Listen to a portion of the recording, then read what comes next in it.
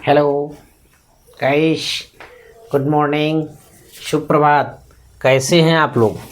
आशा कर रहा हूँ बहुत अच्छे होंगे। मैजिक स्टडी यूपी में मनीष सर के द्वारा आप सभी लोगों का छंदों की कक्षा में तहे दिल से स्वागत अभिनंदन है। कल आपको बताया गया था मात्रिक छंदों के बारे में, वर्णिक छंदों के बारे में। आज आप लोगों को बताया जाएगा कि मात्रिक छंद क्या होते हैं और मात्रिक छंद की आपको परिभाषा लिखाई जा चुकी है। अब मात्रिक छंद के अंतर्गत आने वाले कुछ भाग होते हैं, उसमें सबसे पहले आपको मैं चौपाई पढ़ाने जा रहा हूँ। क्या पढ़ाने जा रहा हूँ?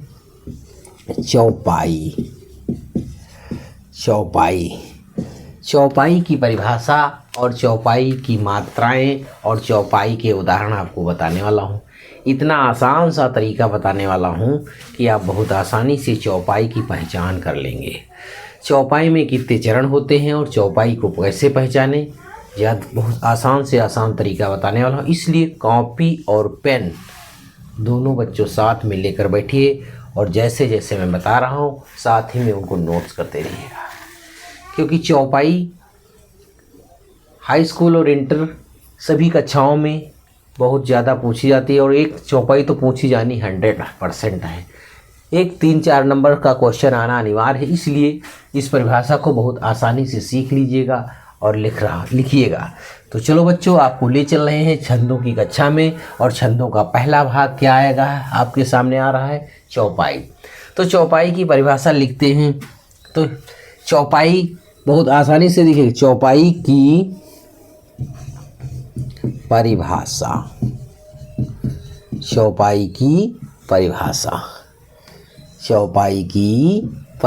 चौपाई की क्या परिभाषा होती है। और चैनल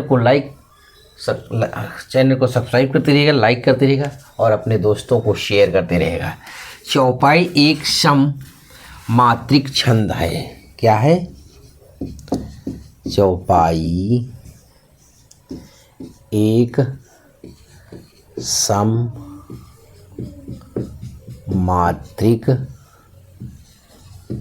छंद है। चौपाई एक सममात्रिक छंद है। बहुत ध्यान से समझिएगा, परिभाषा में ये सब कुछ लिखा होता है। चौपाई एक सममात्रिक छंद है। इसके प्रत्येक चरण में चौपाई एक सममात्रिक छंद है और इसके प्रत्येक चरण में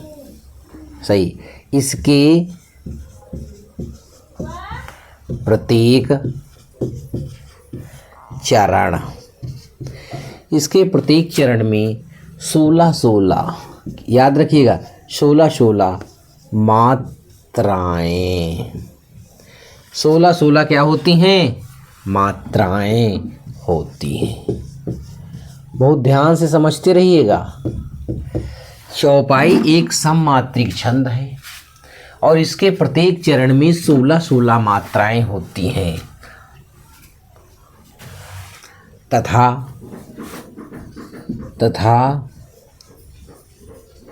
अंत में 2 गुरु होते हैं। अब बात समझ में, चौपाई की परिभाषा ही हो गई। चौपाई एक सममात्रिक छंद है। इसके प्रत्येक चरण में 16 मात्राएं होती हैं और इसके अंत में 2 गुरु होते हैं। जब आपके सामने कोई उदाहरण आएगा तो बहुत आसानी से समझ जाएंगे। इसलिए बच्चों साथ ही में नोट्स करते रहिएगा। जल्दी परिभाषा नोट्स करो, फिर आगे लिखाते हैं।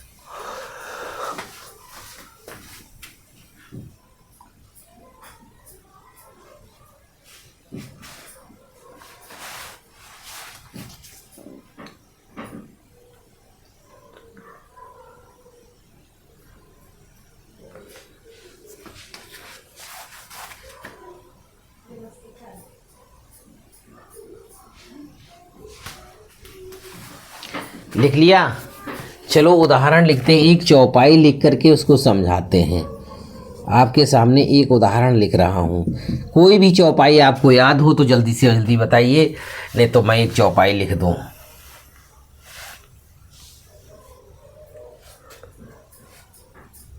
याद है किसी को कोई चौपाई? जो चौपाई जिसको याद हो वो लिखिए, नहीं तो मैं चौपाई लिखने जा रहा हूँ। राम रमापति, बहुत ध्यान से सुनिएगा। राम रमापति, राम रमापति, क्या है? राम रमापति कर, पति कर और धनु ली हूँ। क्या है? धनु ली हूँ, धनु ली हूँ। राम रमापति कर धनु ली हूँ। हो गया? हो गया। ली हूँ, बड़े ऊ की मात्रा लगाइए, ली हूँ। अब क्या होना चाहिए यहाँ पर? कॉमा लगना चाहिए। बहुत ध्यान से समझते रहिएगा। चौपाई में अब क्या लगना चाहिए? खींचहु मिटई मोर समदेहु। क्या है? खींचो। क्या है? खींचहु, खींचहु, खींचहु मोर, खींचहु मिटई, खींचहु मिटई मोर। क्या मिटे मेरा? क्या मिटे मेरा? संदेहु, संदेहु। राम रमापति कर धनु लेहूँ और खींचहु मिटई मोर समदेहूँ। देती चापुआ पुनि चलु गयहूँ और देती चापया पुनि चल गयहूँ। औ परशुराम मम विषमय भयहूँ। ये कहाँ का वृतांत है? जब धनुष भंग हो गया था वहाँ का।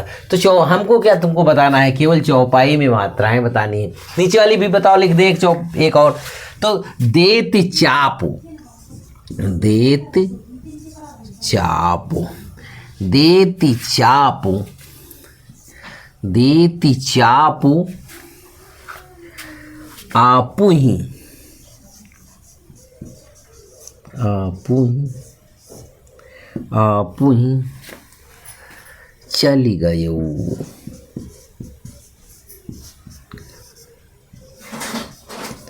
चली गयो। परस पर परशुराम,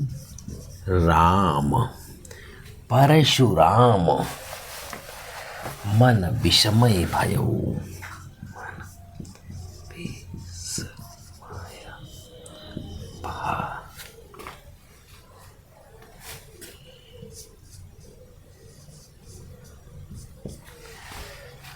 चौपाई समझ में आ गई? राम रमापति कर धन लेहूँ और खींचहु मिटई मोर समदेहूँ। देती चापुया पुई चली गयऊँ और परशुराम मम विषमय भयऊ। परशुराम मन विषमय भयऊ। तुमको केवल क्या करना है? यहाँ पर केवल पहचानना है कि प्रत्येक चरण में 16 मात्राएं हैं या नहीं। अगर 16 मात्राएं हैं तो चौपाई है। अब मात्राओं को गिनना शुरू करते हैं। तो सबसे पहले क्या है? गुरु, फिर क्या है? लघु, फिर क्या है? लघु, फिर क्या है? गुरु। बोलते रहो, लघु गुरु, लघु गुरु। समझ में आ रहा है? ना आ रहा हो तो बताओ। लघु लघु लघु लघु लघु, जल्दी बोलो, बोलते रहो। अंत में 2 गुरु बनाने होते नहीं, बने हुए हैं। अब गिन लो, 2 3 4 5 6 7 8 9 10 11 12 13 14 15 16।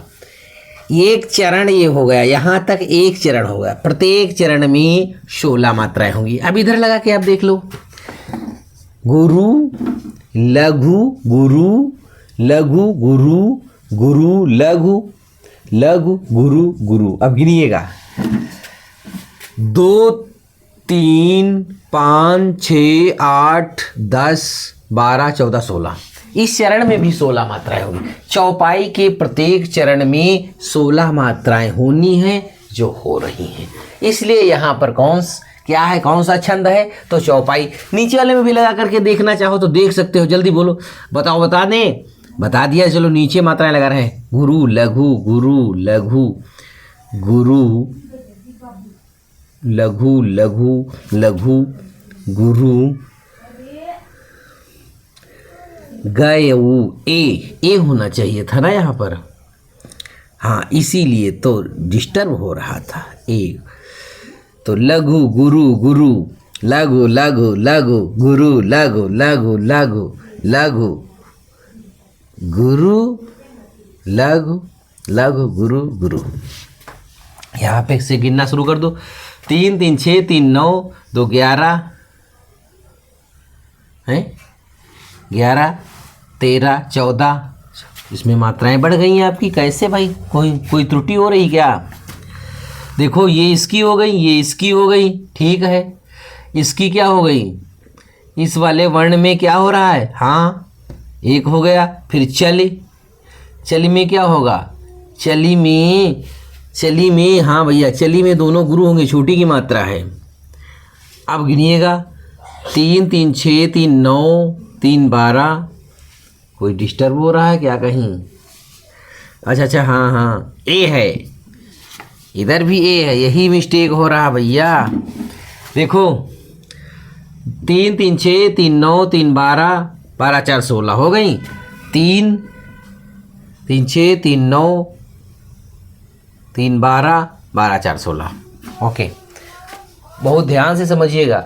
परिभाषाओं को लगाने के समय अगर बड़े अ की मात्रा है तो 2 होंगी। अगर किसी अक्षर के पहले आधा अक्षर है तो वो गुरु मानी जाएगी, पीछे वाली नहीं, ये वाले अक्षर पे गुरु की मात्रा होगी, ना कि उस वाले अक्षर पर।